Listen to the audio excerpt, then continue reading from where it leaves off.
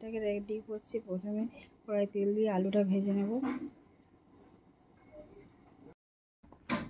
আলুগুলোকে ভেজে নেব, নিয়ে হচ্ছে চিকেনটাকে বসাবো। আলু ভাজা হয়ে গেছে, তুলে নিয়ে নিচ্ছি। বন্ধুরা এবার দেখো, প্রথমে পেঁয়াজটা দিয়ে দিচ্ছি। পেঁয়াজটা কুচিয়ে রেখেছিলাম।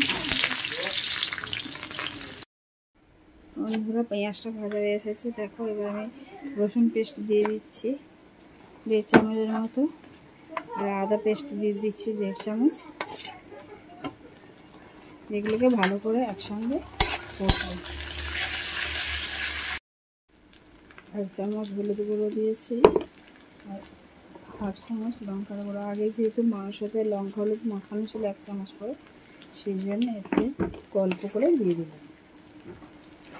দিয়ে দেখো বন্ধুরা, ভালো করে লঙ্কা হলুদ আদা রসুন পেঁয়াজ ভালো করে কষতে হবে। সেটা ভাজা ভাজা হয়ে এসেছে। এবার আমি চিকেনগুলোকে তুলে দেবো।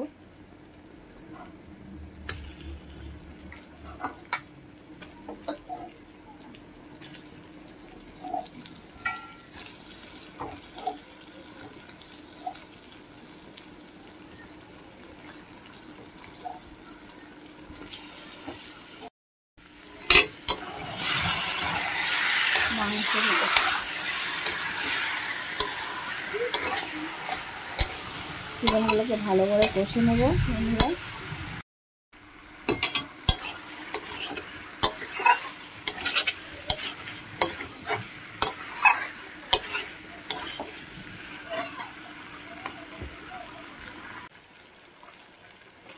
আর সামান্য জিরে গুঁড়ো দিয়ে দেবো।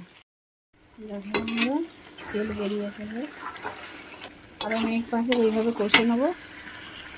ভেজে রেখে আলুগুলো দিয়ে দিচ্ছি।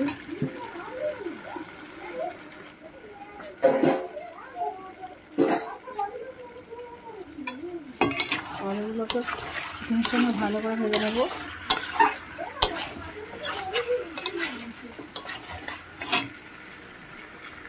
এটা দিয়ে দিলাম বন্ধুরা। বেশি জল দেবো না, ফুটুক, তাও ফিরে আসছে। কমপ্লিট হয়ে গেছে, এবার নামিয়ে নেব।